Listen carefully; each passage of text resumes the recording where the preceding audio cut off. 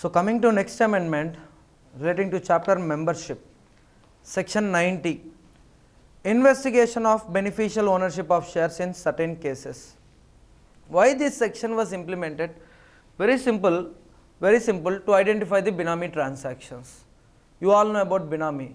Legal ownership lies with one person, beneficial ownership lies with another person. Legal ownership lies with one person, beneficial ownership lies with another person. In order to avoid taxes, ఏం చేస్తూ ఉంటారు sir అంటే I'm the owner of that property but I will register that property in the name of some other people. Now that some other people is having legal ownership on that property. Reason they are the owners of the property, వాళ్ళ పేరు మీద registration అయింది కాబట్టి. కానీ yes actually ఎవరి కోసం sir ఆ property అంటే నా కోసం. Now that means I am the beneficial owner, that person is legal owner. This section speaks about both of such people, legal owner, beneficial owner. Yes, lawmaker asking, lawmaker అంటే ఈ provision ద్వారా CG కావచ్చు, central government ఏం అడుగుతుంది sir అంటే legal owner just tell about your beneficial owner, beneficial owner tell about legal owner. In the absence of such communication, but company is having doubt, that person is legal owner but he might not be a beneficial owner.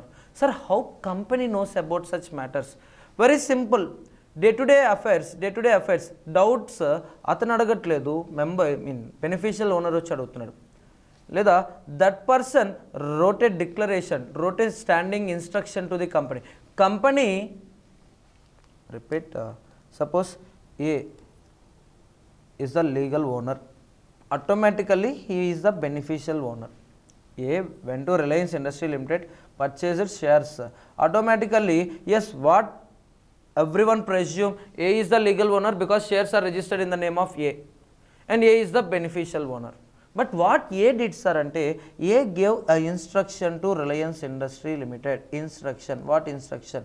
There is Mr. B, pay all dividends to B only. Pay all dividends to B only. No, company got doubt.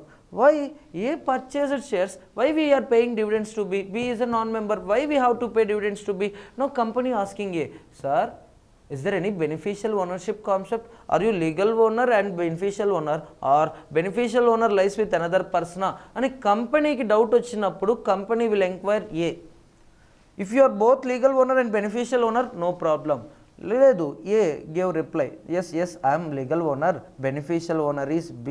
In that case, company demand one declaration from A as well as B. Sir, మీరు legal owner అన్నట్టుగా మాకు letter ఇవ్వండి, B మీరు beneficial ఓనర్గా మాకు letter ఇవ్వండి. Now with both these letters I will file with ROC. Now ROC knows he is the benami and he is the benami, A is the benami and B is the beneficial owner. అంతా okay అనిపిస్తుంది. Suppose B is the minor, shares can't be registered on the name of B, so A in his own name registered the shares. అంతా okay, no problem. కానీ tax problems కోసం ఇలాంటివి చేశారు అన్నప్పుడు yes వీటిని డిసలో చేసి ఆ షేర్స్ని B చేతిలోకి ట్రాన్స్ఫర్ చేయించేటట్లు చేసి Bని ట్యాక్స్ అడగటం జరుగుతుంది. Tell me, is it practically possible? ఎవడైనా అలా చేస్తాడా అండి? ఒకవేళ ఉన్నారే అనుకుంటా, డిస్క్లోజ్ చేస్తారా? మనం అందరం మహానటి సావిత్రి మూవీ చూసాము. బినామీ అని చెప్పేసి ఏ రోజైనా సావిత్రి గారు వీళ్ళు మా బినామీస్ అని చెప్పేసి చెప్పారనుకోండి, ఆ కేసెస్ కూడా ఈ పర్సన్ మీదకే వస్తాయి. ఎందుకంటే బినామీ ఈజ్ నాట్ అలౌడ్ జనరల్లీ. సక్రమంగా ట్యాక్స్లు కట్టండి, కట్టేసేసి ఏ ప్రాపర్టీస్ అయినా కొనుక్కోండి. బినామీ ట్రాన్సాక్షన్స్ని లా మేకర్ అలౌ చేస్తాడా సార్ అంటే చేయడండి. ఓకేనా? So if it is the case, now company has to make reasonable inquiry. See, amendment, look into the amendment. What the amendment came, sir, ante every company shall make necessary steps to identify an individual who is a significant beneficial owner.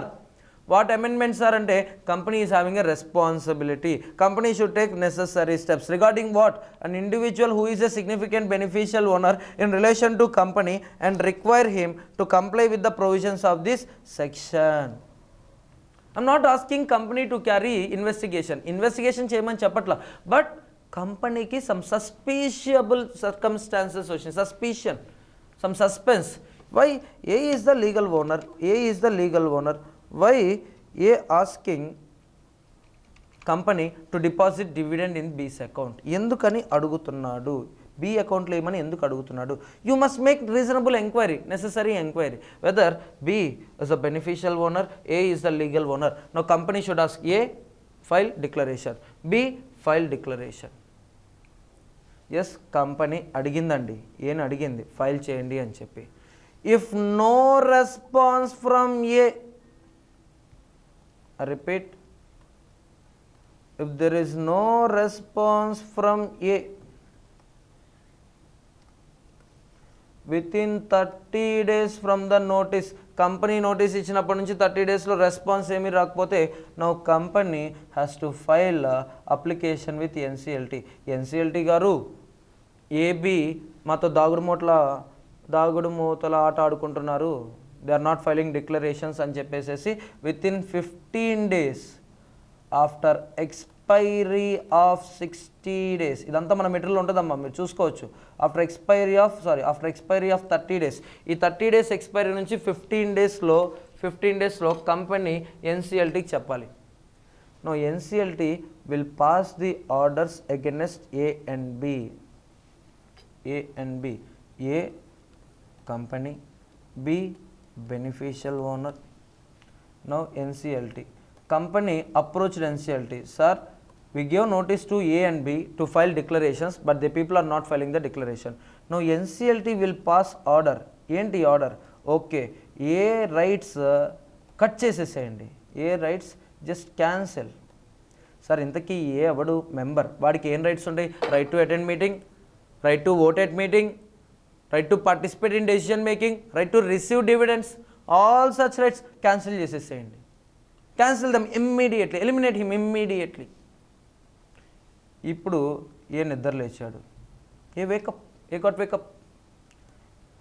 sir I will file the application, please छोड़ दो मुझे माफ दो. okay, now A can go to NCLT and can file application. sir sorry, मुझे माफ़ करो, నన్ను క్షమించండి అని చెప్పి ఒక application with in 1 year from NCLT order regarding cancellation of shares, cancellation of rights, వీడు కనుక అప్లికేషన్ ఫైల్ చేస్తే ఓకే మళ్ళీ వాడికి ఇచ్చేసేయండి. హీ విల్ రెస్పాండ్, అంటే ఇంక ఇతను రెస్పాండ్ అవుతారు, అవును ఇతను బెనిఫిషియల్ ఓనరే, ఎస్ మేమిద్దరం కలిసి ఇంకా ఫార్మ్స్ ఫైల్ చేస్తాం కంపెనీతో అని 1 yearలో కనుక ఎన్సిఎల్టీకి ఆర్డర్ ఇస్తే NCLT will give relaxation. Okay, previous order ఏదైతే పాస్ చేశానో దాన్ని ఇంకా క్యాన్సిల్ చేస్తుంది NCLT. Sir what if it is not with in the 1 year, 1 year లోపల వీటి దగ్గర నుంచి ఏ రెస్పాన్స్ రాలేదు సార్. ఇప్పుడు NCLT order the company to transfer A shares to the IEPF account, Investors Education and Protection Fund. చూడండి మెటీరియల్లో, the company or the person aggrieved by the order of the tribunal may make an application to tribunal for relaxation or lifting of the restrictions placed by the tribunal. Such application may be made within a period of 1 year from the date of such order. Which order? NCLT order. Suppose NCLT gave this order on 1st January 2020. Now this A or B has to file application by 1st January 2021. Now NCLT will cancel that order. NCLT will give NCLT no problem, permission granted, you can use your rights అని చెప్పేసి NCLT ఇవ్వచ్చు. కానీ point to be noted, such application may be filed within a period of 1 year from the date of NCLT order. Important for MCQ, very important for MCQ. okay, B point is important for MCQ. See, however, if no such application has been filed within a period of 1 year from the date of the order placing such restrictions, such shares shall be transferred without any restrictions to the authority constituted to administer IEPF. okay, next one. Power of CG to make rules. Now Parliament is giving power to this CG may make rules for the purpose of this section. In order to effectively implement this section, ఇంకా దీని బాగా ఈ section ఇంకా ఎఫెక్టివ్గా implement చేయాలి, regulate చేయాలి, బినామీ ట్రాన్సాక్షన్స్ని eliminate చేయాలి అనుకున్నట్లయితే yes, parliament is giving power to CG to make any rules. punishment for failure to make a declaration. Yes, in the given situation, A as well as B failed to file declarations with my company. In that case, yes, what punishment is there? There is amendment in the amounts and amendment ఎందులో వచ్చింది sir అంటే అమౌంట్స్లో వచ్చింది ఏంటి? If a person who is required to make a declaration under this section fails to make such declaration, he shall be punishable with imprisonment up to 1 year or fine minimum 1 lakh and maximum 10 lakhs, sometimes 1 plus 1. Imprisonment, fine and some both.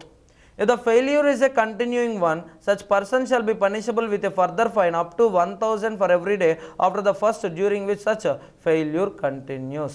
First mistake, punishments ఇవి continuing one. అరే rectify చేసుకొని order pass చేసిన తర్వాత కూడా rectify చేసుకోకపోతే now in addition to these two penalty in addition to these penalty ₹1000 for every day is also applicable. Okay, next one. The person shall be liable to action under section 447 if he willfully furnishes any false or incorrect information in the declaration or suppress any material information of which he is aware. అరే file చేద్దాం, ఏదో ఒకటి information file చేద్దాం కమాన్ అని చెప్పేసి ఓ paper పట్టేసుకొని file చేసావు, ఇందులో incomplete information or incorrect information, the person who filed application, he is punishable under section 447. Tell me 447, what is that section? Fraud section. What is that section? Fraud section. Yes, in that fraud section also there is one amendment and in that fraud section also there is one amendment, but we will look after it. So ee point అయిపోయిన తర్వాత దాన్ని ఒకసారి చూద్దాం. ఈ point, this is amendment for May 20 exams. If a company fails to maintain register or denies inspection of the register or fails to file a return of significant beneficial owners of the company and changes therein with ROC, ఇంతవరకు old provision, there is no amendment. But what is the amendment, sir? Yes, this point is the amendment. Fails to take necessary steps to identify significant beneficial owners. ఎందుకు వచ్చింది sir? ఇక్కడ చూడండి, first point చూడండి, first point. Because of this amendment, that penalty was also affected. ఈ point ఏంటి? Company shall take necessary steps. మనకెందుకులే కాదు, if you have suspicious ground just make enquiry. ఒకవేళ ఆ ఎంక్వైరీ చేయలేదు, గ్రౌండ్ ఉంది చేయలేదు, ఏం గ్రౌండ్? సస్పీషియస్ గ్రౌండ్ ఉంది చేయలేదు, then company and every officer of the company who is in default shall be punishable with fine minimum 10 lakhs, maximum 50 lakhs in case of first one. But if it is continuing one, 1000 per day where the failure is a continuing one. What amendment came in this provisions are ante this point was added. No need to remember this amendment because it is of no use, but remember penalties, fines. Amma provisions sections మీరు as per provisions అని రాసినా no problem. Penalties దగ్గరకు వచ్చి as may be prescribed, company and officer in default are punishable with such amount as may be prescribed. అప్పుడు నీ marks కూడా as may be prescribed. ఓకేనా, చదవాల్సిందే. So ఈ ప్రొవిజన్లో అమెండ్మెంట్ ఏమొచ్చిందండి? ఆ హైలైట్ చేసింది మాత్రమే వచ్చింది, హైలైట్ చేసింది వచ్చింది. Next one, yes just now we said 447 గురించి చెప్పుకుందాం అన్నాను కదండి. 447 చూడండి ఒకసారి. This is applicable for old as well as new syllabus అమ్మ. 447 ఓల్డ్కి న్యూకి ఇద్దరికి అప్లై అవుతుంది. ఎక్కడ ఉంది సార్ అంటే page number 16. Come to page number 16. Punishment for fraud under section 447. First of all you have to rectify. ఇక్కడ మీరు చూస్తే ఫైన్ అప్ టు 2 lakhs ఉంది కదా. No, it's not 2 lakhs, it is 20 lakhs. You modify it as 20 lakhs. Modify చేశారు కదా. ఇప్పుడు 25 lakhsని cancel చేస్తూ right 50 lakhs. Sir ఏంటి సార్ ఏం చెప్పారు? అరే earlier it was 20 lakhs. Now by way of amendment this 20 lakhs was increased to 50 lakhs. Fraud section అండి, fraud section, incorporation, if you furnish any incomplete information or incorrect information then you are punishable with section 447. Prospectus misstatements 447. ఓకేనా, ఏంటి 447? When a person is found guilty of fraud, punishment under section 447 for fraud, greater magnitude, lesser magnitude. Greater magnitude, if any person is found guilty of fraud involving an amount of at least 10 lakhs or 1% of the turnover of the company, whichever is lower, he shall be punishable as follows: imprisonment or fine, imprisonment and fine. Lesser magnitude, lesser magnitude. If any person is found guilty of fraud involving an amount less than 10 lakhs or 1% of the turnover of the company, whichever is lower, and fraud doesn't involve public interest, any person guilty of fraud, any person guilty of fraud shall be punishable with imprisonment up to 5 years or fine up to 50 lakhs or both. ఇలా ఉంటే exam అయిపోయేసరికి మీకు గుర్తుంటుంది, exam అయిపోయాక చదువుకోవచ్చు. Note it down, నాతో పాటు note చేయండి, ఎక్స్ట్రా టైం ఏమి ఇవ్వను. సెక్షన్ నోట్ ఇట్ డౌన్ అండి. Fraud punishment, fraud punishment.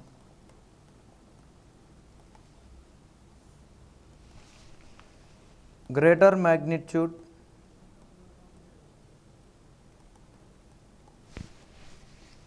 And next one ఏంటి సార్ అంటే lesser magnitude. Greater magnitude, lesser magnitude. How can we identify greater magnitude or lesser magnitude? ఎలా తెలుస్తుంది? Simple. Fraud amount ఎంత? Amount involved in fraud.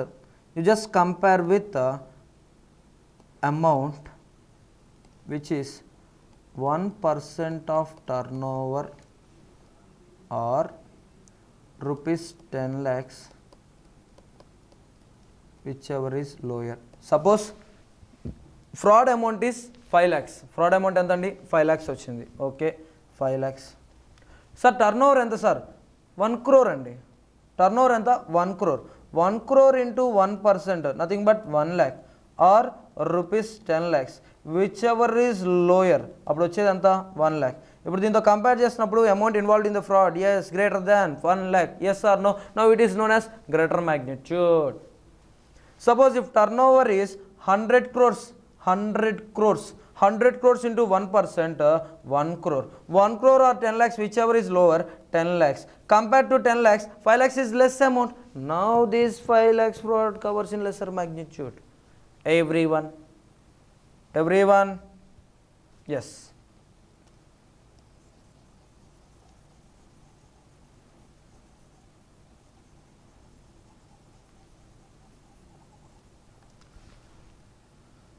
No gift, no gift.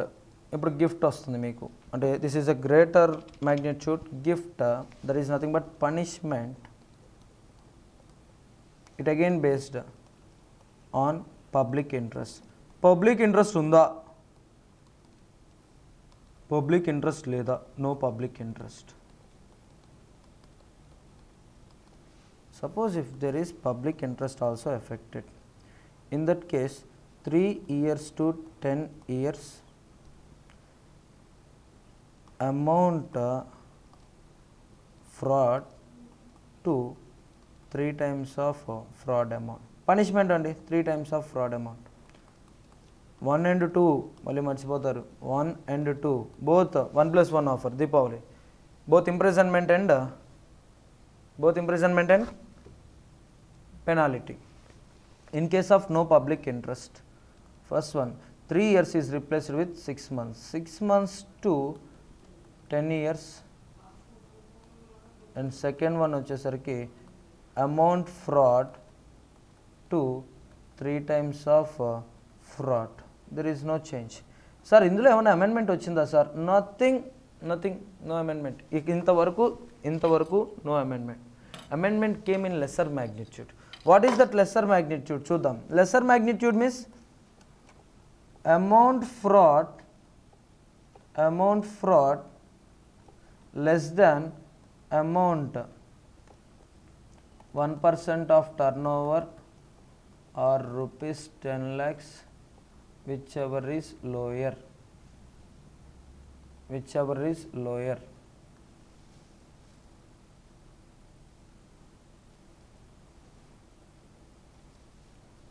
Then punishment.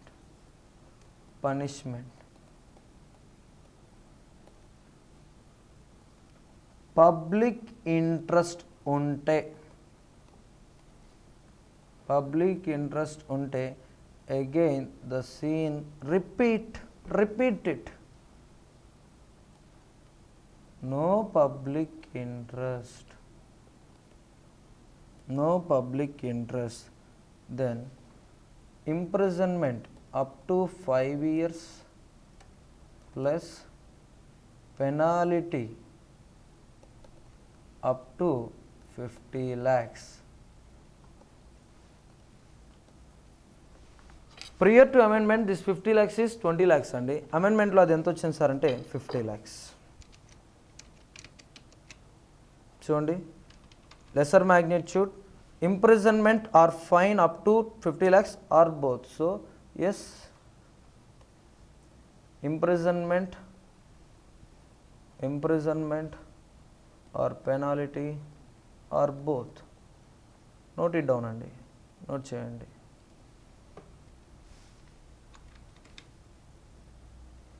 Note చేయండి ఫాస్ట్గా.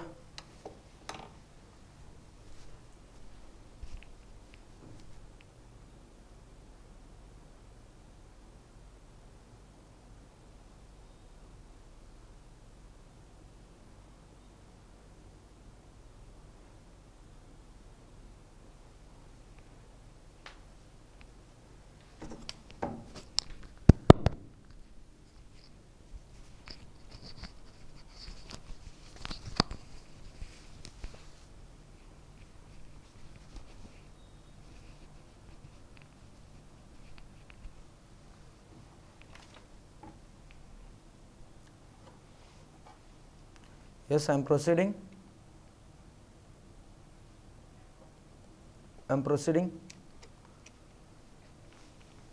Other liabilities remains unaffected. There is no problem with other liabilities. Only amendment, instead of 20 lakhs, it is 50 lakhs.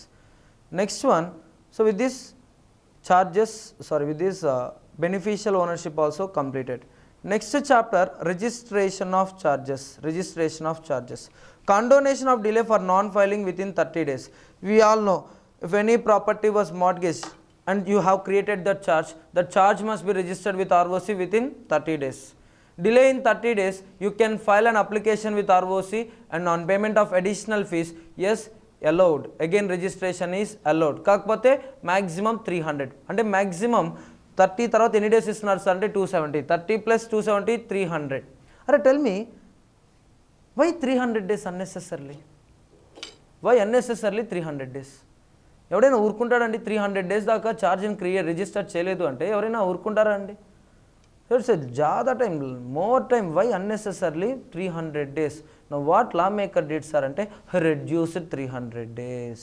he reduced 300 days. ఏం చేశారు? Original 30 days అంతే. You have to file registration of you have to file charge with ROC within 30 days. But additional 270 days benefit is excluded. What happened? Yes, the charge was created before commencement of Company Amendment Act 2019. Company Amendment Act 2019, but Company Amendment Ordinance అది ఎప్పుడు వచ్చింది? 2018. అంటే effective date of this provision is 2nd November 2018. So 2nd November 2018 కి ముందు charges.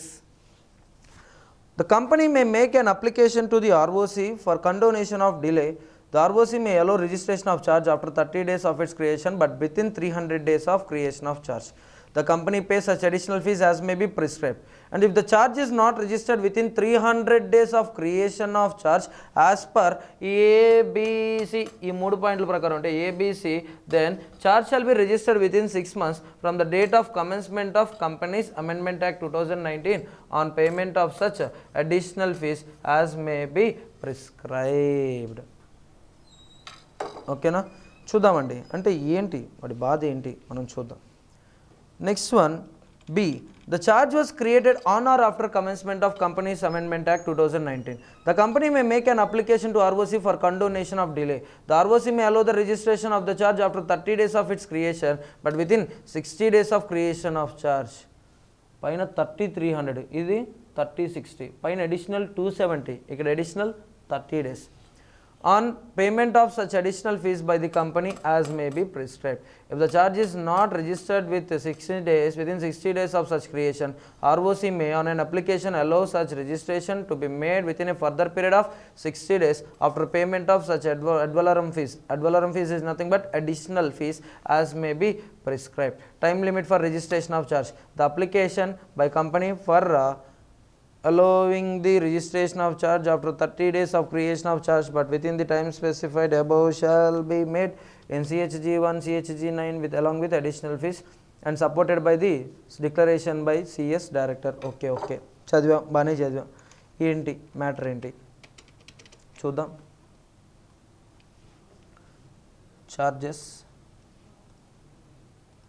charges old provision, you all know old provision, company to ROC, this is 78, charge holder to ROC,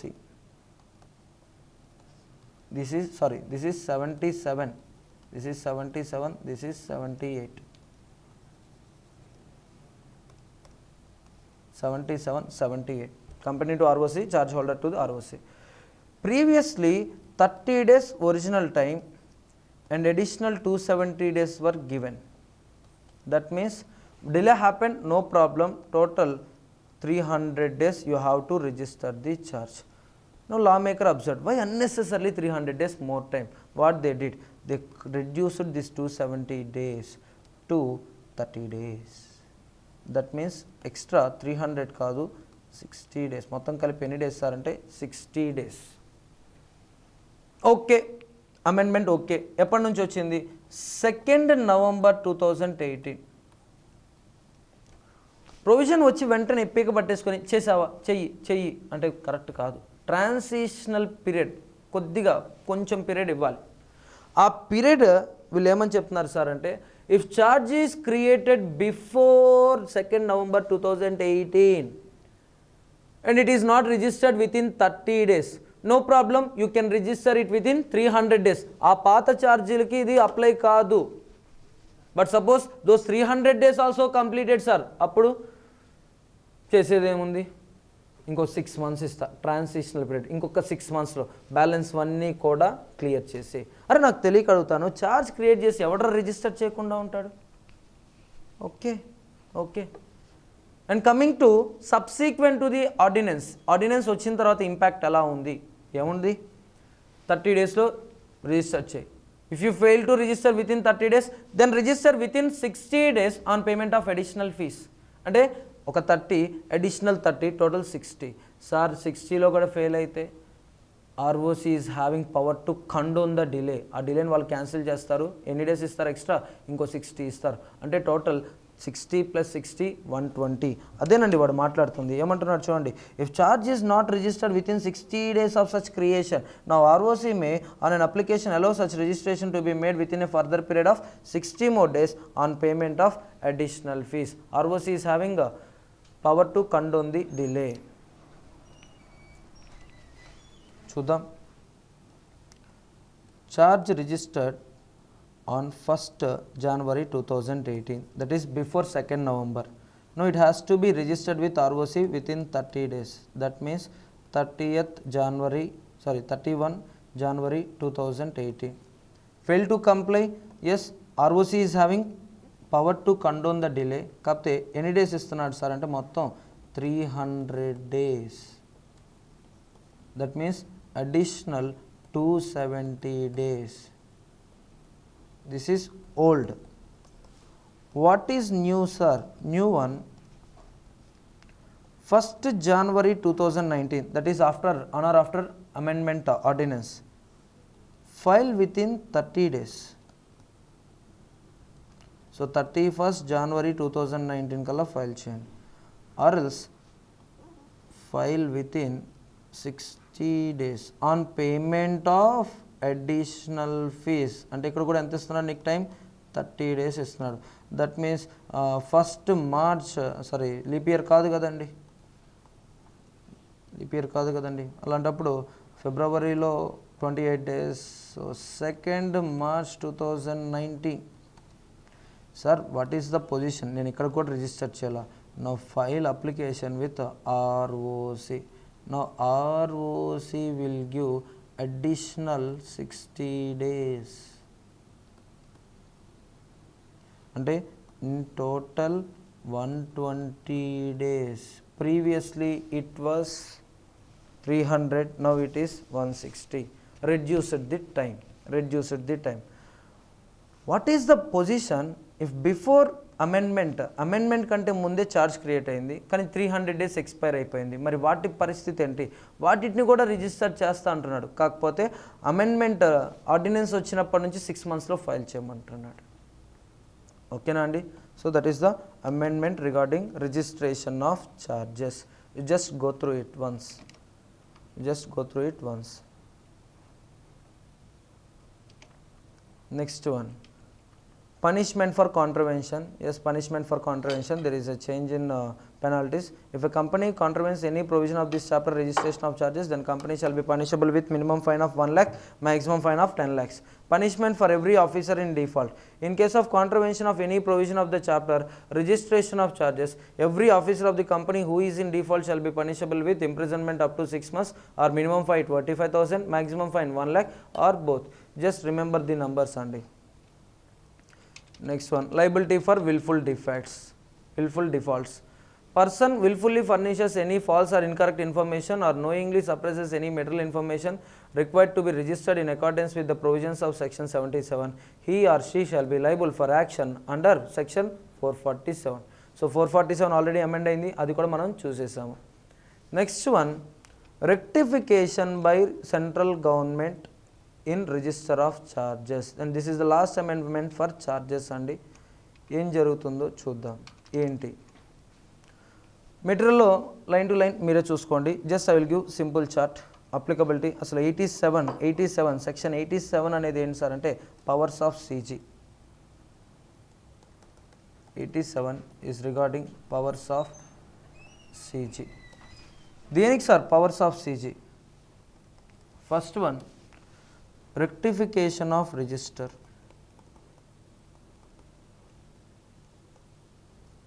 sir registers ఎక్కడెక్కడ maintain చేస్తాం సార్? Under section 82 as well as 83. 82, 83. Okay, I'm not sure regarding sections, no problem. Rectification of registers. ROC maintain చేస్తున్న రిజిస్టర్లో mistakes ఉన్నా, company maintain చేస్తున్న రిజిస్టర్స్లో mistake ఉన్నా, you can rectify such register, but for that సిజీ approval is required. And second one, coming to second one, delay in filing intimation of charge.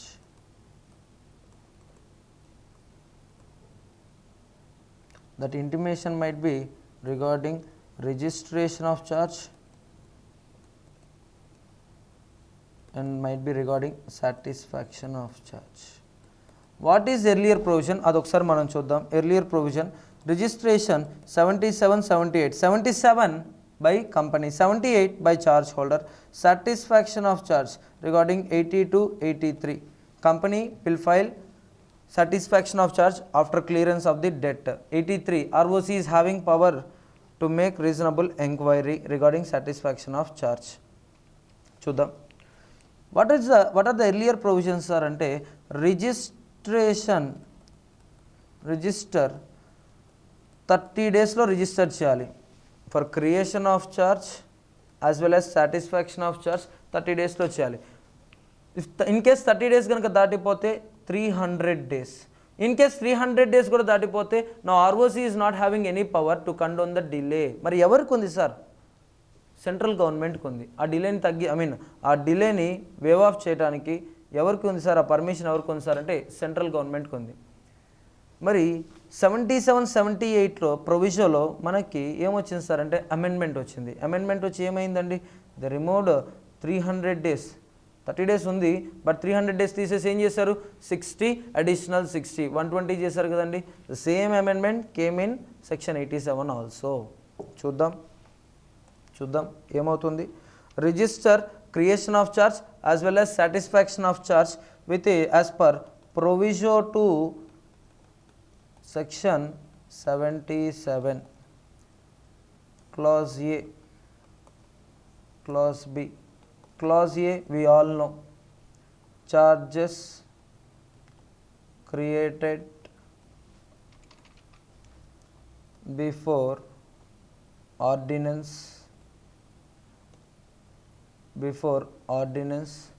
B, charges created after ordinance. ఇక్కడ చెప్పాం కదండి 30-300 ఉండేది, తర్వాత ఏం చేశాడు, ఇది స్ట్రైక్ ఆఫ్ చేస్తూ ఇక్కడ ఏం చేశారు 30-60 అగైన్ 60. సి ఈ 60 మొత్తం కలిపి 60 అంటే ఇక్కడ ఓన్లీ 30 డేసే అండ్ అడిషనల్ 60 మొత్తం మీద ఎన్ని డేస్ సార్ అంటే 120 డేస్. ఇది ఇక్కడ ఏదైతే అమెండ్మెంట్ జరిగిందో అండ్ ఇక్కడ ఇంకోటి ఏంటి సార్ అంటే ఆల్రెడీ 300 డేస్ ఎక్స్పైర్డ్ సార్, అలాంటప్పుడు ఇంకో అడిషనల్ 6 months టైం ఇచ్చారు. ఈ 6 monthsలో కూడా నువ్వు ఫైల్ చేయలేదు అనుకో, నో గో టు సీజీ. ఇక్కడ ఫస్ట్ 30 డేస్లో ఫైల్ చేయి నార్మల్ ఫీజ్, లేదు with additional fees 1 more 30 days, లేదు with the approval of ROC additional 60 days. కానీ ఒకవేళ 120 కూడా దాటిపోయావు అనుకో ఇంకప్పుడు you have to go to CG, central government దగ్గరికి వెళ్ళాలి. అమెండ్మెంట్ అనేది అదే, అంతకుముందు 30-300 ఉండేది, ఇప్పుడు మళ్ళీ ఏం చేశారు సార్ అంటే దీని ప్రకారం వీటిని కూడా చేంజ్ చేయడం జరిగింది. ఇంకా అంతకు మించి ఏమీ లేదండి. You can go through it once. You can go through it once. Applicability, powers of CG, conditions for exercise of powers by CG, note, rectification in the register of charges, and then management. So దీని గురించి management and administration, but దానికి వెళ్ళే ముందు ఒక్కసారి ఒక small chart note చేసుకుందరు.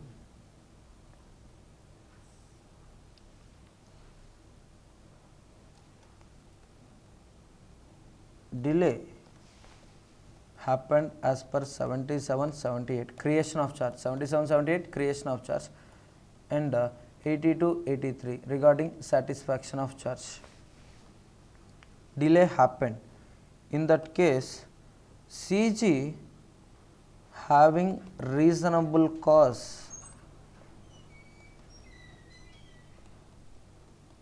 to believe or on suo motu basis, అంటే nothing but suo motu basis, or application filed by company. Now what CG can do sir అంటే it can condone the delay, but based on some conditions, that is on payment of some fees, condonation the delay on payment of fees as well as some conditions. అదేనండి, ఏముంది 120 days, ఇప్పుడు 30 daysలో charge register చేయలేదు, additional ఫీజ్తో ఇంకో 30 days చేయలేదు, ROC approval తీసుకో ఇంకో 60, so 30+30+60 120 daysలో చేయలేదు sir, నా గో టు సీజీ. నీకు ఇంకెవరు కూడా నీకు అప్రూవల్ ఇవ్వలేరు, ఇంకెక్కడికి వెళ్తావు, సీజీ దగ్గరికి వెళ్ళు. What CG is having power, CG is having power. ఒకవేళ సీజీకి ఓకే డిలే అనేది ఎస్ జరిగింది, either with the mistake, either on the part of the company's mistake, mistake on the part of company or not, ఏదో ఒకటి జరిగింది. So CG కనుక అనుకుంటే ఏం చేస్తుంది, ఆ డిలేని రద్దు చేస్తుంది, but on payment of some additional fees as well as conditions. అంతకుమించి అక్కడ ఏం లేదు, you just go through the material once. Next one management and administration. Management and administration, penalties were changed అండి, penalties are changed. Section 110 postal ballot. Earlier there are some 10 items, compulsorily you have to transact them through postal ballot. కానీ problem వచ్చింది, postal ballot letters టైంకి వచ్చేవి కాదు. Postal బ్యాలెట్లో main problem ఏంటి, with in 30 days of sending notices, 30 daysలో వాళ్ళు vote వేసి మన కంపెనీకి పంపించాలి. సో పోస్ట్ మాన్యువల్ ప్రాబ్లంగా ఉంది అని అనుకున్నారు ఏమో, మరి ఏం చేశారు, all those such 10 items can also be transacted through e voting అని చెప్పేసి ఇవ్వటం జరిగిందండి. సో పోస్టల్ బ్యాలెట్ ఒక్కసారి 10 items ఇచ్చారండి, 10 items కంపల్సరీగా పోస్టల్ బ్యాలెట్లోనే వెళ్ళాలి. పోస్టల్ బ్యాలెట్ కంపల్సరీగా 10 ఐటమ్స్ ఏంటవి గుర్తున్నాయా? Alteration of AOA, alteration of object clause in case company having 200 or more than 200 members, issue of DVRs, small shareholders appointment. ఒక 10 items ఉన్నాయి. ఆ 10 ఐటమ్స్కి పోస్టల్ బ్యాలెట్లోనే తీసుకువెళ్ళాలి. కానీ అమెండ్మెంట్ ఏంటి సార్ అంటే yes you can carry voting through electronic voting also అనే facility ఇచ్చారు. And next one annual return. Annual return sir what is the amendment came in annual return sir అంటే only penalties అండి, only penalties. Penalty provisions were changed.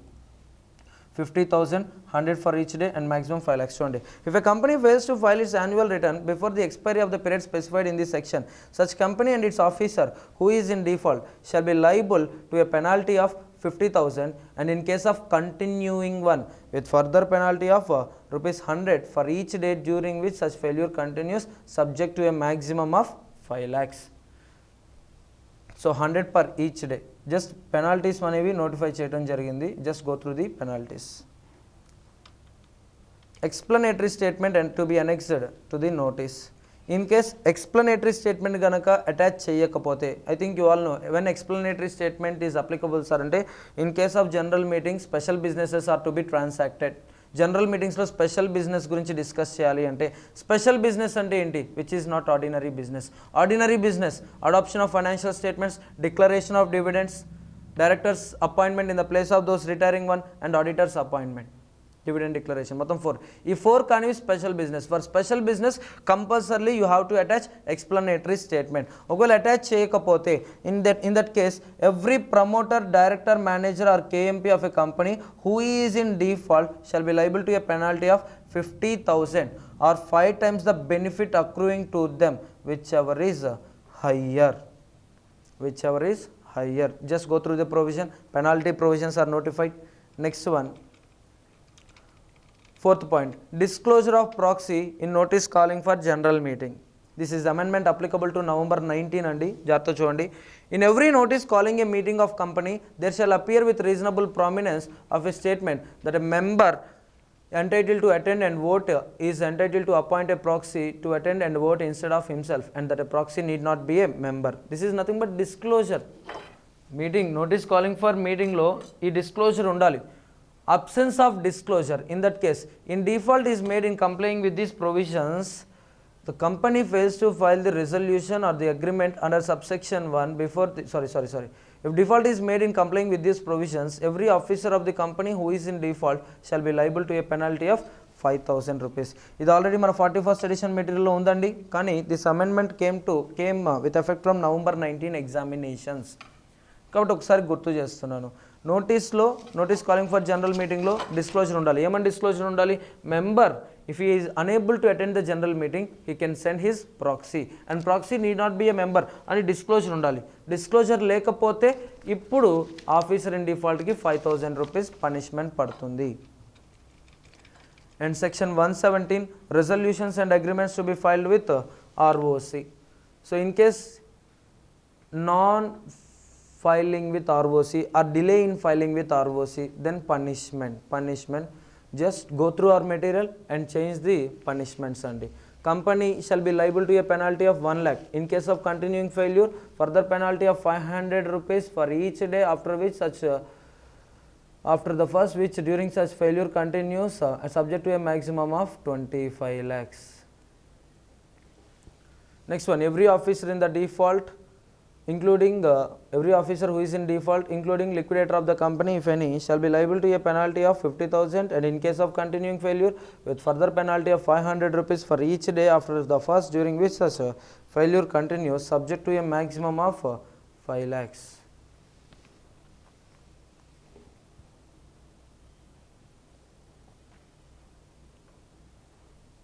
ఓకేనా? ఇందులో చెప్పుకోవడానికి ఏముంటుందండి? Punishments notify చేశారు, amounts change అయినాయి అంతే. And report on AGM report కనుక టైంకి సబ్మిట్ చేయకపోతే then penalty 1 lakh. In case of continuing failure further penalty of 500 per each day after the first during which such failure continues subject to a maximum of 5 lakhs. Officer in default 25,000, 500 per day, maximum 1 lakh. So with this old syllabus amendments completed, new syllabus. జాగ్రత్త చూడండి. Accounts of companies NAFRA, NFRA, National Financial Reporting Authority, Section 132 was notified for November 2019 amendments. ఇందులో కొన్ని మార్పులు వచ్చినాయి మే 2020 అటెంప్ట్కి. ఏంటి చూద్దాం. CG may by notification constitute a NAFRA to provide for the matters relating to accounting and auditing standards under this act. So amendments. Next chapter, accounts of companies. So management and administration మీరు observe చేస్తే nothing new అండి. అన్నీ ఏం చేశారు sir అంటే penalties అన్నీ కూడా change చేయడం జరిగింది. పెనల్ ప్రొవిజన్స్, దానికి ఎక్కువ ఎక్స్ప్లెనేషన్ ఏం అవసరం లేదు. You just go through the numbers అండి. MCQsలో కావచ్చు, లేకపోతే what are the consequences if annual return is not filed, what are the consequences if explanatory statement is not annexed, what are the consequences in the failure to disclose about proxy in notice calling for general meeting, what are the consequences if resolutions or agreements to be filed with ROC delay in filing. ఇలా consequences అడగడానికి chance ఉంది. So అందులో explanation part అంటూ ఎక్కువ ఏమీ ఉండదండి. You just go through those amounts. MCQsలో కావచ్చు లేదా ప్రాక్టికల్ క్వశ్చన్స్లో కావచ్చు అడగడానికి స్కోప్ ఉంది. And here comes our last chapter, accounts of the companies. Accounts of the companies. Constitution of NFRA. Sir అసలు NFRA ఎందుకు sir? It is one department under central government అండి. One department under central government. Central government duties, functions, powers ఇవన్నీ కూడా ఎవరికి delegate అవుతుంది sir అంటే NFRA, national financial reporting authority. So CG may by notification constitute NFRA to provide for matters relating to accounting auditing standards under this act. మీకు regular క్లాస్లో చెప్పే ఉంటారమ్మా, accounting standards framed by some committees, recommended by ICA. ICA will recommended to ICA. ICA will recommend to NFRA. NFRA will make recommendation to CG. Now CG will notify accounting standards. Same alage standards on auditing. Same alage standards on auditing. Yes, auditing and assurance standards board AASB వీళ్ళు ఏం చేస్తారు sir అంటే వీటిని frame చేస్తారు. ఆ frame చేసిన వాటిని ICA recommend చేస్తుంది NFRAకి. NFRA will make recommendation to CG and central government ఏం చేస్తుంది సార్ అంటే వాటిని ఇష్యూ చేస్తుంది.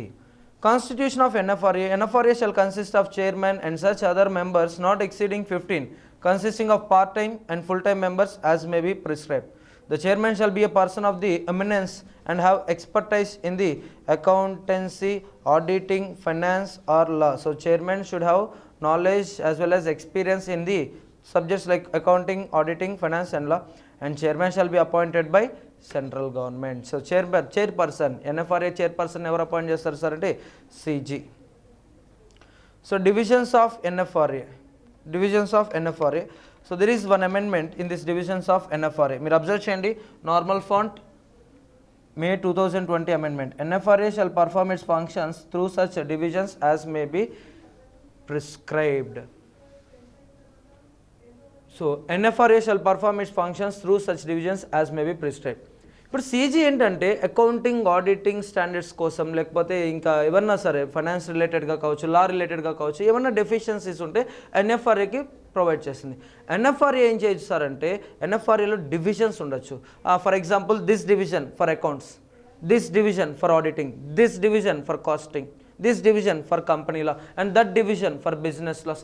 ఇలా కొన్ని డివిజన్స్ లెక్క, కొన్ని డిపార్ట్మెంట్స్ లెక్క ఎస్ సెంట్రల్ గవర్నమెంట్ ఏం చేయొచ్చు సార్ అంటే NFRAలో కొన్ని డివిజన్స్ తీసుకురావచ్చు.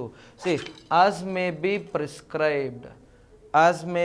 ప్రిస్క్రైబ్డ్. ఓకేనా అండి? You all know what is the word as may be prescribed. Who will prescribe? Central government through its rules prescribe చేయడం జరుగుతుంది.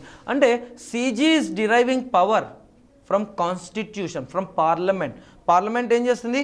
CGని ఆథరైజ్ చేస్తుంది. CG you can make rules regarding NFRA. Each division of NFRA shall be presided over by the chairperson or a full-time member authorized by the chairperson. There shall be an executive body of the NFRA consisting of chairperson and full-time members of such authority for efficient discharge of its functions. ఇంకా regarding functions ఇవన్నీ కూడా మీకు class రూమ్లోనే discussion అయిపోయిందమ్మా. 41st edition మీటర్లో ఇవన్నీ కూడా include చేయడం జరిగింది. Functions, terms and conditions, filing of declaration by the chairman and members, chairman and full time members not to be associated with audit firms, అది డిస్క్వాలిఫికేషన్. డిస్క్వాలిఫికేషన్స్. ఇవన్నీ ఏంటి sir అంటే disqualification. వీళ్ళ tenure complete అయిపోయిన తర్వాత ఇంకా వీళ్ళు ఏం చేయడానికి లేదు. The chairperson and members who are in full time employment with NFRA shall not be associated with any audit firm including related consultancy firm during the course of their appointment and 2 years after ceasing to hold such appointment. So ఒకవేళ ఎటువంటి connection పెట్టుకున్నారో వాళ్ళు ఏమవుతారు sir అంటే disqualify అవుతారు, vacancy వచ్చేస్తుంది. Next powers of NFRA, what NFRA can do, penalties, ఇవన్నీ కూడా మనకి క్లాస్ రూమ్ డిస్కషన్ అయిపోయింది. నెక్స్ట్ ఇంపార్టెంట్ అమెండ్మెంట్ వచ్చేసరికి ప్రాక్టీసింగ్ చార్టర్డ్ అకౌంటెంట్స్కి ఇది చాలా చాలా హెల్పింగ్ అమెండ్మెంట్ అండి. చూడండి ఏంటి సార్ ఈ అమెండ్మెంట్. సో ఇది అమెండ్మెంట్ అండి. ఇప్పుడు నేను హైలైట్ చేసింది ఏంటి సార్ అంటే amendment. Debarring the member or the firm from being appointed as an auditor or internal auditor or undertaking any audit in respect of financial statements or internal audit of the functions and activities of any company or a body corporate or performing any valuation as provided under section 247 for a minimum period of 6 months or such higher period not exceeding 10 years as the case may be determined by NFRA. Sir, previous ga emundi ippudu em amendment ochindi. See, entire provision for a minimum period of 6 months or maximum period of 10 years antaku mundu kuda inte undandi. It means if any chartered accountant in practice guilty of fraud జరిగినప్పుడు report చేయకుండా అతనుకున్న duties అతను perform చేయకపోతే no he is disqualified for minimum period of 6 months, maximum period of 10 years. అంటే అతని certificate of practice లీగల్గా cancel అయిపోతుంది. Minimum 6 months, maximum 10 years. He is no more a practising chartered accountant before amendment. But after amendment ఏమైంది sir అంటే yes అతన్ని disqualify చేసాం, debar చేసాం, but not from entire CA services. CA provide చేసే అన్ని services నుంచి అతన్ని డిస్క్వాలిఫై చేయాల, ఓన్లీ 3 సర్వీసెస్ నుంచే డిస్క్వాలిఫై చేసాం. What is one? Auditor. What is second one? Internal auditor. And third one performing any valuation. From these 3 activities he was disqualified. Earlier he was disqualified totally. ఇంకా అతను practising chartered accountant అని కూడా చెప్పుకోకుండా అతని practice certificate of practice ఏదైతే ఉందో అది cancel చేసేవాళ్ళం. బట్ ఆఫ్టర్ అమెండ్మెంట్ ఏమైంది సార్ అంటే he is a practising chartered accountant but he is ineligible to act as a statutory auditor, to act as a internal auditor and to act as a valuer, to provide valuation services under section 247. Note, the expression professional or other misconduct shall have the same meaning assigned to it under section 22 of the Chartered Accountants Act 1942. So what is meant by professional misconduct? ఆ definition ఎక్కడ ఉంది sir అంటే chartered accountants act 1949లో ఉంది, which is not at all required. So point ఏంటంటే amendment వల్ల ఏమొచ్చింది, the CA, the auditor is disqualified from doing only 3 activities. Other than these 3 he can do any other service like tax consultant, అలా కూడా అతను ఉండొచ్చు అండి. And remaining points are the same అండి. Head office of NFRA, maintenance of books by NFRA, audit of accounts of NFRA, annual report on working of NFRA rules, everything there is no change అండి correct గానే ఉన్నాయి. Next one schedule number 7 DE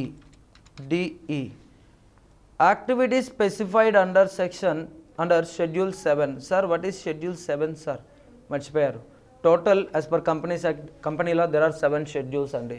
Schedule 1, 2, 3, 4, 5, 6, 7. 1 is regarding MOE, AOA, 2 is regarding depreciation, 3 is regarding financial statements, 4 independent directors, 5 executive directors, 6 4, 5, 6 infrastructure projects, 7 CSR. What is that? CSR, corporate social responsibility. అయితే CSRలో schedule 7లో activities చెప్తారండి. if you invest money, if you put any expenditure under the following activities, yes, it is eligible for CSR. అంటే కొన్ని activities చెప్పి ఇందులో ఖర్చు పెట్టండి, అది CSRలోకి మేము కౌంట్ చేస్తాం. I think you all know about CSR, corporate social responsibility. Yearly యావరేజ్గా ప్రీవియస్ 3 years యావరేజ్ ప్రాఫిట్స్ నుంచి సమ్ 2% తీసి మినిమం 2% తీసి ఖర్చు పెట్టాలి for the welfare of society. గుర్తుండే ఉంటుంది. అయితే న్యూగా ఒక వన్ మోర్ యాక్టివిటీ ఇన్సర్ట్ చేయడం జరిగిందండి. That is disaster management including relief, rehabilitation and reconstruction activities. So డిప్రెషన్లోకి వెళ్ళిపోయి ఏదన్నా చేసుకునే వాళ్ళకి సమ్ రీహాబిలిటేషన్ సెంటర్స్ పెట్టడం కావచ్చు. ఇలాంటి వాటికి మీరు కనుక ఫండింగ్ పెట్టారనుకోండి, ఇలాంటి వాటికి ఫండ్స్ కనుక ప్రొవైడ్ చేశారనుకోండి, now those expenses are eligible for CSR, corporate social responsibility. అంతకుముందు అది లేదండి, ఇప్పుడు న్యూగా యాడ్ చేశారు. అండ్ నెక్స్ట్ వన్ షెడ్యూల్ 7 వచ్చేసరికి contributions or funds provided to technology incubators located with in academic institutions which are approved by CG. Old provision, schedule 7 old provision, but new provision వచ్చేసరికి దీని ప్లేస్లో ఇది మొత్తం రిప్లేస్ చేయడం జరిగింది. Incubators, actually incubators funded by CGSG, incubators funded by private sector. అంటే ఇక్కడ ఇంక్యుబేటర్స్ని 2 టైప్స్గా classify చేస్తున్నారండి. సిజీ ఫండ్స్ ప్రొవైడ్ చేస్తుంది, లేదా ప్రైవేట్ సెక్టర్ వాళ్ళు ఫండ్స్ ప్రొవైడ్ చేస్తున్నారు. ఇంతకుముందు వరకు ఎలా ఉండేస్తారంటే సిజీ ఫండ్స్ ప్రొవైడ్ చేస్తారు చూసారండి, వాటికి మాత్రమే సిఎస్ఆర్ ఎలిజిబిలిటీ వచ్చి ఉండేది. బట్ ఇప్పుడు ఏంటి సార్ అంటే, so CG, SG, any agency or public sector undertaking of CG, SG and contribution to public funded universities, ఇలా మొత్తం ఒక లిస్ట్ని కూడా యాడ్ చేయడం జరిగింది. సో వీటిలో కనుక మీరు ఎక్స్పెండిచర్ ఇంకర్ అవుతే yes it is eligible for CSR, corporate social responsibility. ఓకేనా అండి, లిస్ట్ కొంచెం పెద్దదైంది, జస్ట్ గో త్రూ ఇట్ అండి. Next copy of financial statements to be filed with ROC. డిలేగా ఫైల్ చేస్తే ఏముంటుంది సార్, పనిష్మెంట్ ఉంటుంది. ఎంత అమౌంట్స్, ఆ అమౌంట్స్ మారినాయండి, you just go through it. 1,000, 10 lakhs. And punishment for fraud morning చెప్పేశాను, ఐ థింక్ రెక్టిఫై చేసుకున్నట్టున్నారు. ఇది 2 lakhs కాదు, యాక్చువల్లీ 20 lakhsని కొట్టేస్తూ ఏమొచ్చింది సార్ అంటే 50 lakhs రావటం జరిగిందని కూడా మనం చెప్పుకున్నాము. And that's it, there ends company law amendments. ఇప్పుడు నెక్స్ట్ వచ్చేసరికి ఏంటి సార్ అంటే అదర్ లాస్ అండి. అదర్ లాస్ పెద్ద అమెండ్మెంట్స్ ఏం లేవండి, ఓన్లీ ఇండియన్ కాంట్రాక్ట్ యాక్ట్ 1872. అది కూడా ఎందుకు వచ్చింది సార్ అంటే అబాలిషింగ్ ఆర్టికల్ 370A ఆర్టికల్ రద్దుతోనే ఇది రావటం జరిగింది. Earlier in India there are 29 states, 7 union territories. ఇప్పుడు ఏమైంది, ఈ 29 స్టేట్స్లో 1 state called Jammu and Kashmir, దీన్ని స్టేట్గా మైనస్ చేశారు. సో రిజల్ట్ ఎన్ని సార్ అంటే 28 స్టేట్స్. అయితే జమ్మూ అండ్ కాశ్మీర్ని మళ్ళీ 2 పార్ట్స్గా డివైడ్ చేశారు. Union territory Kashmir with legislation. And next one, Union Territory Ladakh without legislation. So total ఇప్పుడు 28 స్టేట్స్ ఇంకా 9 యూనియన్ టెరిటరీస్ అయినాయండి. చిన్నప్పుడు మీరు చదువుకునేటప్పుడు Indian contract act is applicable to whole of India excluding Jammu and Kashmir అని చదివేవాళ్ళు.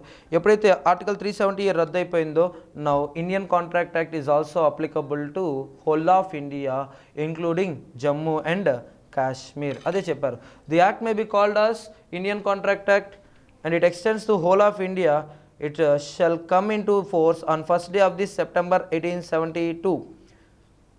Saving nothing herein contained shall affect the provisions of any statute, act or regulation not hereby expressly repealed, nor any usage or custom of trade, nor any incident of any contract, nor inconsistent with the provisions of the act. అంటే ఏం లేదు, it's like A general act. If there is a conflict between general provisions and special provisions, which one will prevail? Special provisions will prevail. అదే వీళ్ళు వివరంగా ఒకసారి చెప్తున్నారు. వేరే యాక్ట్లో కనుక స్పెషల్ ప్రిన్సిపల్స్ చెప్పారనుకోండి, స్పెషల్ ప్రిన్సిపల్స్ కనుక చెప్పారనుకోండి, దానికి దీనికి కాన్ఫ్లిక్ట్ వస్తే don't follow this, follow that.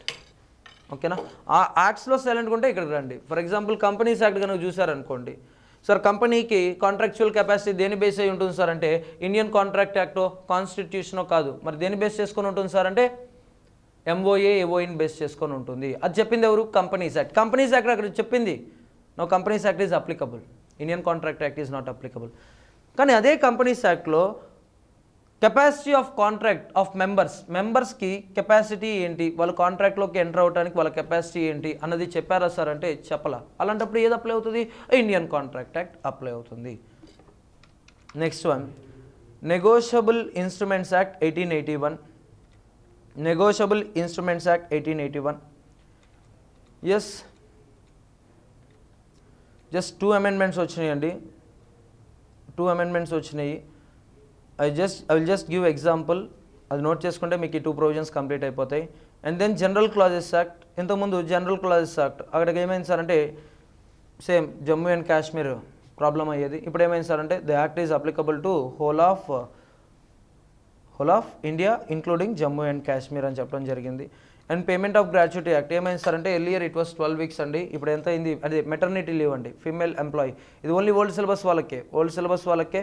అంతకుముందు maternity leave continuous service determine చేసేటప్పుడు ఎంప్లాయీ ఎవరికి గ్రాట్యుటీ ఎలిజిబుల్ సార్ అంటే employee working for 5 continuous years of service, 5 continuous years of సర్వీస్లో ఉన్న వాళ్ళకి మాత్రమే గ్రాట్యుటీ బెనిఫిట్ ఉంటుంది.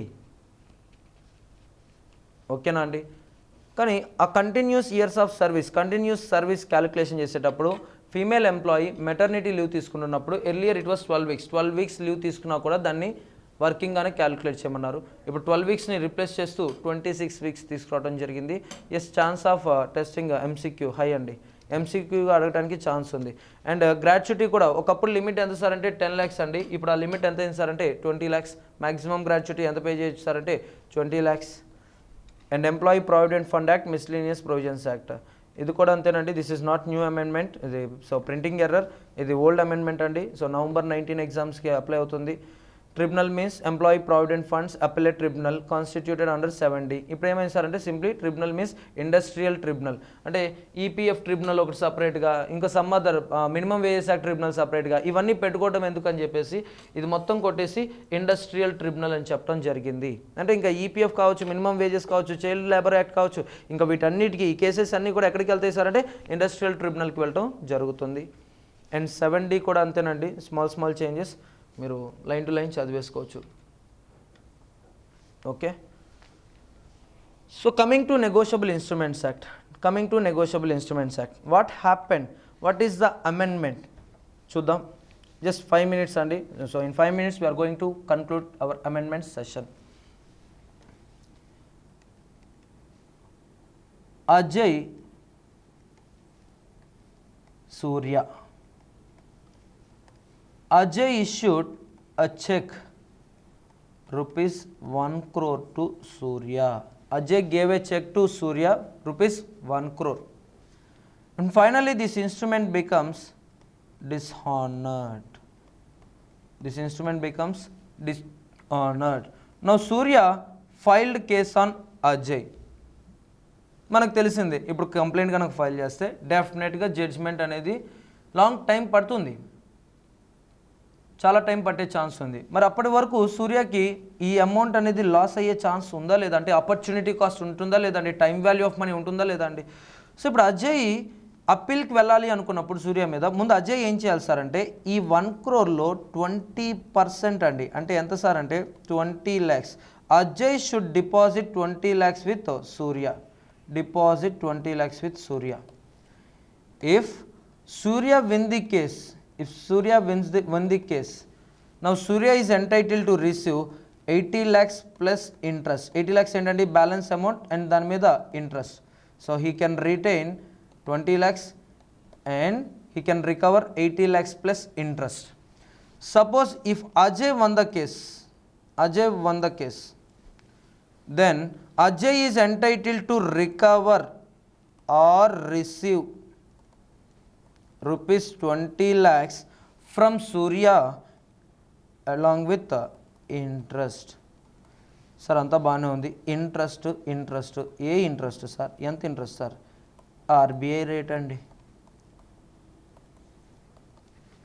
సో 20% డిపాజిట్ చేయాలి. Defendant must pay 20% to the plaintiff. If plaintiff won the case, he can retain 20 lakhs and he will recover 80 lakhs plus interest.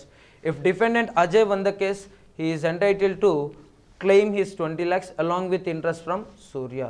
That's it andi. Antaku minchi andulo emi ledu. Just give one brief reading and remember this percentage 20% and remember RBI rate. ఈ రెండు MCQs గా అడగడానికి chance ఉంది. ఇటు 20% గుర్తుపెట్టుకోండి. Trial run అయ్యేటప్పుడు అంటే ఏంటి, కేసు రన్ అవుతున్నప్పుడు ఎంత పే చేయాలి, 20% పే చేయాలి. అండ్ కేసు కనుక ఓడిపోయినా లేకపోతే గెలిచినా yes the other person is entitle to recover or the other person is entitle to return. ఎంత రిటర్న్ చేయాలి, ఎంత రేట్ ఆఫ్ ఇంట్రెస్ట్తో రిటర్న్ చేయాలి అన్నదే ఆ అమెండ్మెంట్ అండి. You just go through it, just give one brief reading, that's it. So with this our amendments session comes to an end, and I wish all the very best for your upcoming exams. Hope you people will prepare in best possible manner. Have a good day and all the very best.